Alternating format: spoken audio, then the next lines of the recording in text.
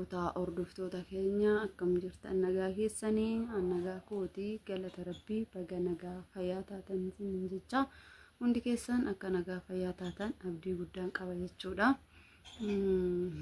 Egaa deebi'ee dhufeen jira galatooma waan hundumaafuu isiniin jecha egaa har'a immoo sa'aatii kanatti wanti ani qabadhee dhufe waan anaan wal qabate osoo hin ta'in gaafii keessanii kan wal qabate jechuudha. Gaafiin keessan kunis maal seetanii namoonni hedduun Suudiirraa yoo galanii Dubaayirraa yoo galanii biyyoota garaagaraa irraa gaafa galanii maallaqa qabatanii maallaqa biyya isaan dura keessa turanii san qabatanii galanii karaa itti sharafsiisan dhabanii warroonni rakkataa jiran waan jiraniif egaa warroonni immoo biyya ormaa jirtanii osoo biyya keessan keessatti maallaqa kana fudhattanii hin galin yookaan immoo maallaqa kana fudhattanii galtanii gaafa sharafa dhabdan aarurraa amma immoo waan ofii kiyyaa dhagaye tokko isinitti himuutiin barbaada jechuudha. Wanta ofii kiyyaa waan akkanaatitu narra gahee jedhanii waan natti himan ani immoo hiriyoota kiyya kan birootiif dabarsuu barbaadeen jechuudha. Innis maal seetanii maallaqa biyya arabaa qabatanii galanii biyya keessatti sharafsiisnan baay'ee ulfaataadha dhugaa dubbachuu fi baankumti arge namaa fi sharafanillee gatiin isaa gadi nama jalaa bu'aa tanaan durallee dubbadheetiin jira jechuudha. Gatiin isaa akka gadi nama jalaa bu'u jechuudha. Anis yeroo dhufu yeroo san jechuudha.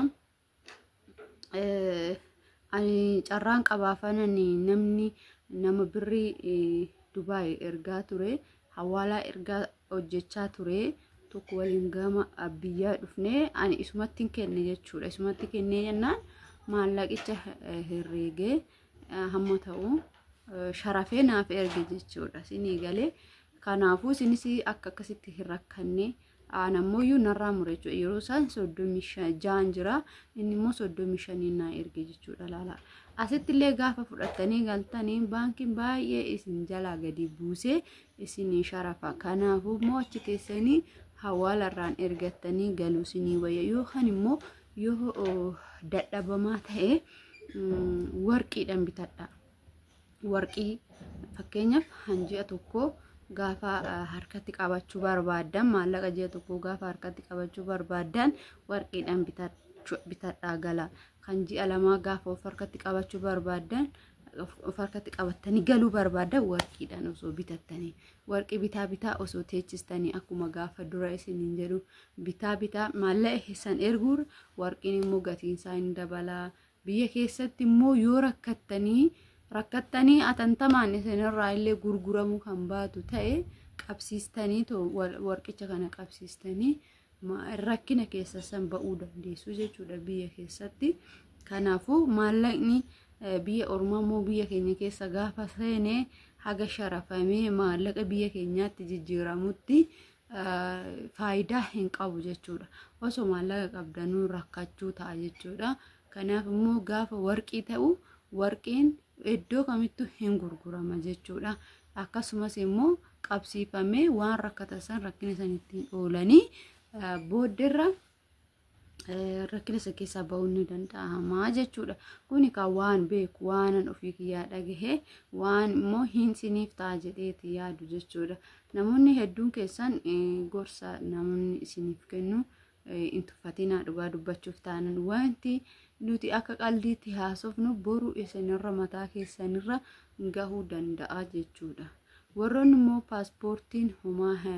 paaspoortiin rakkoon qabu paaspoortiin biyya keessa biyya alaatii galuu paaspoortiin tajaajila yoo fixate rakkoo hin qabu warreen jettanii akka duriitii miti amma ani odeeffannoo ammaa tan isiniif dabarsaa jira malee odeeffannoo duraanii hin beeku jechuudha. Ani Suudiillee hin turre isinii galee biyya kamiyyuu hin turre jechuudha. Ani biyya sanan ture Imaaraatidha yookaan immoo Dubaay jechuudha. Biyyoo ijoolleen fakkeenyaaf Suudiidhaa galanii ikaamaan kiyya dhumeetee jira. Tikeettii naa muranii jiru. ani mooyyuu paaspoortii asaddafadhe paaspoortiin asaddafame warri ikaaman irraa dhumate galuu hin danda'u. Paaspoortiin isaanii garuu tajaajila fixatee achi dabarsuu hin danda'u, gara biyyaatti galuu hin danda'amu. Isinii galee kun isinii haa galuu isiniin jedha. Warri moromtan maara koo hin qabu. Anis waan beekuun haasaa isinis waan beektan naa qoodu keessaniif hedduu galatoomaa. Duraan dursa hundi keessanuu galatoomaa isin jechuun barbaada. Har'as immoo warroonni maallaqa of biraa qabdan keessattuu maallaqa akka kan Dubaayii yoo doolaara hin ta'in doolaara yoo ta'e gatii nama cabsu jechuudha. Baankii biyya keessatiin gaafa sharafattan baay'ee gadi bu'aadha. Kanaafuu achi teessanii gabaa gurraachaan fakkeenyaaf gabaa gurraachaan irra caalaa gabaa gurraachaan kan ergamaa jiru waan ta'eef maallaqni biyya alaa yookaan immoo kan arabaa jechuudha hawaalaa yookaan immoo gabaa gurraachaan ergamaa jira waan ta'eef isaan irra filatamaadha nuuf jechuudha. Warroota biyya arabaa keessa hojjetanii fi gabaa gurraachatu nuuf filatamaadha. Gabicha sanitti fayyadamaatu ergadha yoo isiniif mijate malee akka kiyyatti maallaqa baattanii galtanii wajjin rakkatina namoota hedduutu akkas ta'e jechuudha. Anis yeroo darbe keessa bara duraan keessa jechuudha yeroo Beeruutii deemee galu maallaqa hamma ta'e wayii qabadheen dhufe kun doolaaraa kun immoo maallaqichuma Beeruutiiti jechuudha. Kan doolaaraa sannaa sharafaniit kan immoo maallaqa isaaniitiin jiru sanna na sharafuu didan jechuudha. Akkasitti ta'ee yoo ta'ellee ta'ee ta'uu irra caalaa filatamaa biyya keenya keessatti baankoliin hunduu kan beekan kan sharafan doolaara jedheetiin yaada. Kanaafuu gatii gadi isin jalaa bu'aa. Walumaa galatti isin argachuu fi tirfii argachuuf bu'aa argachuuf miti kan maallaqa qabattanii biyya keessatti galaa jirtan. Kanaafuu maallaqa biyya sanii harkatti qabachuu irra warqii bittanii girahamii hamma ta'e wayii bittanii maallaqa keessanii hamma nan galadhaan jettanii yaaddessan waan bu'aa isinii qabu bitattanii lafa hoo godhattan gaafsa fudhattanii hin galtu jechuudha. Immoo dhoowwaa hin qabu jechuudha. Kaasinii galee miti dhoowwaa hin qabu. Warqii namni kamiyyuu bitatee galuu ni danda'a. Garuu immoo shaanxaa fannifatan kana keessa yookaan immoo shaanxaa xinnoo tana keessa godhachuu osoo hin taane shaanxota kafanaan ittiin galluun keessa godhannee maaragaan iddoo gaarii godhannee galachuun ni danda'ama isin jedha. Kun odeeffannoo kiyya guyyaa har'aati. Odeeffannoo birootiin immoo hanga walitti deebinutti nagaan nu turaayii ulfaadhaa isiniin jedha. Samoona viidiyoo babbareedaadhaan walitti deebina jechuudha.